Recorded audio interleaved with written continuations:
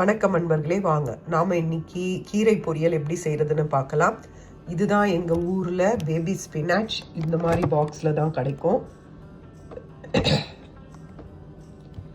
நாம் இதிலிருந்து இங்கே பீலுன்னு இருக்கும், இதை நம்ம பீல் பண்ணி இங்கே இருக்க கீரையை இது எல்லாமே வாஷ்டு, வெறும் ரெடி டு ஹீட்டு தான். அதனால் நம்ம ஊர் மாதிரி கீழணும்லாம் இல்லை.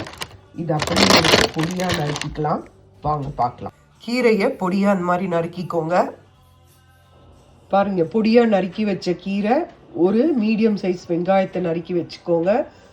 காரத்துக்கு 2 பச்சை மிளகாய், ஒரு பல்லு பூண்டு பொடியாக நறுக்கி வச்சுக்கோங்க.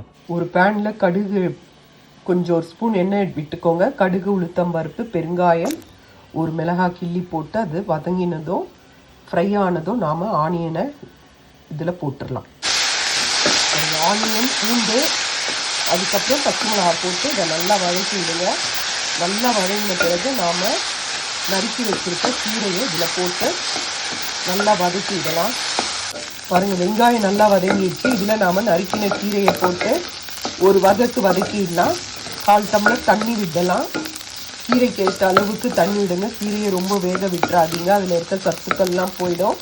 இப்போ நான் இதில் கீரையை ஆட் பண்ணி கீரையை போட்டாச்சுங்க. இது கொஞ்சம் வதங்கின பிறகு நான் ஒரு 2 டேபிள் ஸ்பூன் அளவுக்கு தண்ணி விட போகிறேன். அந்த ஒரு பாக்ஸ் கீரை பாருங்கள், இவ்வளோ தான் வந்தது. ரொம்ப தண்ணி விட்டேன்னா ரொம்ப குழஞ்சிடும். அதனால் ஓரளவுக்கு தண்ணி விடுங்க. உங்கள் அளவுக்கு ஏற்ற மாதிரி தண்ணி விடுங்க. நான் கொஞ்சமாக தான் தண்ணி விட போகிறேன்.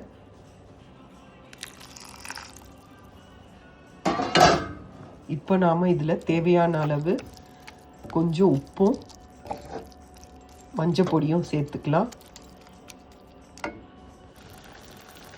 கீரை கொஞ்ச நேரம் வேகட்டங்க. தட்டை போட்டு மூடக்கூடாது, கலர் மாறிடும். நான் இதில் மஞ்சள் பொடி, உப்பு சேர்த்துருக்கேன். அதே மாதிரி சேர்த்துக்கோங்க. இது கொஞ்ச நேரம் வேகட்டும். நல்லா வதங்கியாச்சு. இப்போ இதில் நம்ம கொஞ்சம் தேங்காய் துருவலை சேர்த்து கலரி எடுத்துடலாம்.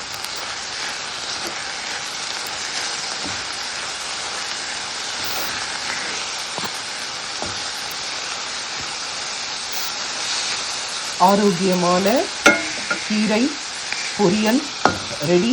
இதை சூடான சாதத்தில் கொஞ்சம் நெய் விட்டு இதை போட்டு மட்டும் பிசைஞ்சு சாப்பிட்டு பாருங்கள். சுட சுட ரொம்ப அருமையாக இருக்கும். இதில் நிறைய சத்துக்களும் நிறைஞ்சிருக்கிறன்றனால நமக்கு இது கிடைக்கும். இதை கடைஞ்சி சாப்பிட்றதோட இந்த மாதிரி பொரியல் பண்ணி சாதத்தோடு பிசைஞ்சு சாப்பிட்டு பாருங்கள். நெய் விட்டு சாப்பிட்டு பாருங்கள். டேஸ்ட்டு ரொம்ப அருமையாக இருக்கும். உங்களுக்கு பிடிச்சிருந்ததுன்னா லைக் பண்ணுங்கள். தேங்க்யூ ஃபார் வாட்சிங்.